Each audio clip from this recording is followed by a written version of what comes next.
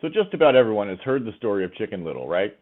The little chicken who got bonked on the head by a falling acorn and thought it was actually the sky falling, and he ran around like a nutball telling everyone, right?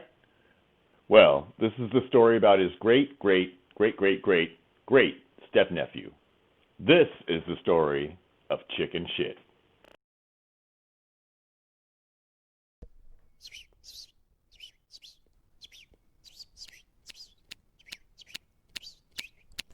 One day, Chicken Shit was hanging in the yard, doing chicken stuff, when suddenly a blob of goo that had a beer name fell from who knows where and hit him in the head.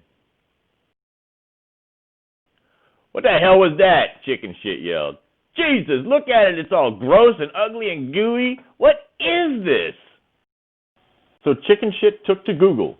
He wanted to find out as much as he could about this mysterious gooey thing that just hit him on the head.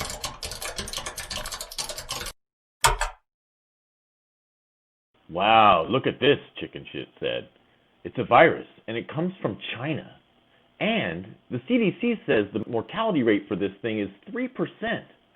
Why, that's nearly as bad as the Spanish flu. And during the Spanish flu outbreak, people were dropping dead left and right.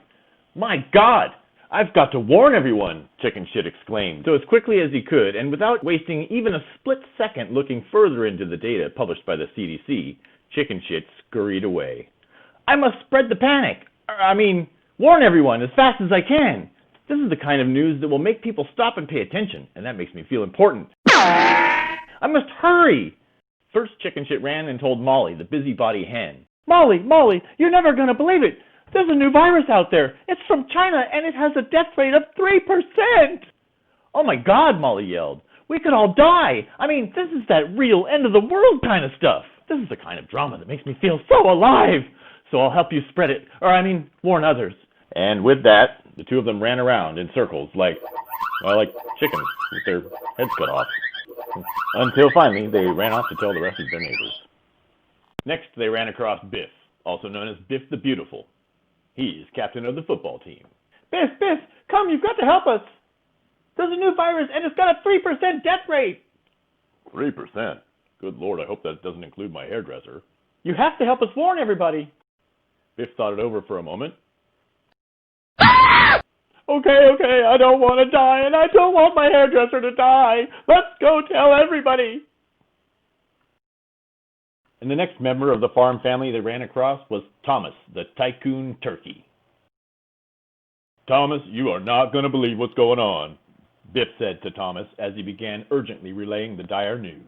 "There's a new virus out there. It's from China, and it's got a death rate of 3%.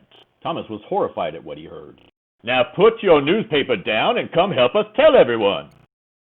"Oh dear Jesus, this will not be good for my portfolio." "Now let's get moving. I have got to get in touch with my broker. Yes, we better go warn everybody." And the four of them rushed off to continue alarming the public, to continue spreading the news and warning everybody, being helpful. And lastly, they ran into Porky, the lazy pig.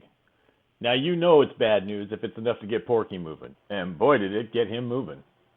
He quickly joined the others to continue spreading the mayhem, and he didn't waste any time checking facts. Not that Porky would know how to check the facts if his life depended on it, because you see, Porky's not just lazy, he also happens to be really, really dumb. So on the upside, at least he's got an excuse, unlike the rest of these numbskulls. But Chicken Little wasn't the only one to mindlessly freak out. There were Chicken Littles everywhere. Coronavirus chaos, a dire A new second wave of coronavirus infections this winter likely will be worse.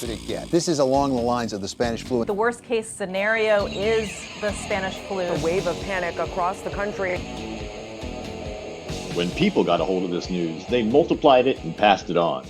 They exaggerated it, they exacerbated it, they lied about it, they guessed, they surmised, they theorized, they imagined the absolute worst, shared it with everyone they knew, and presented it as the inevitable and unavoidable future. It was a melodramatic frenzy of mostly bullshit. Without checking a single number, without looking into a single statistic, without investigating or sourcing a single quote, nearly every person on the planet began to melt down at the same time. The only sounds that could be heard were the sounds of people one after another shitting their pants. The shitting sounds faded to screams. Screams of nearly 8 billion people convinced that they were staring their own mortality right in the face. The brilliant glow of hair on fire could be seen as far away as outer space, and it wasn't long before some people's heads actually started exploding.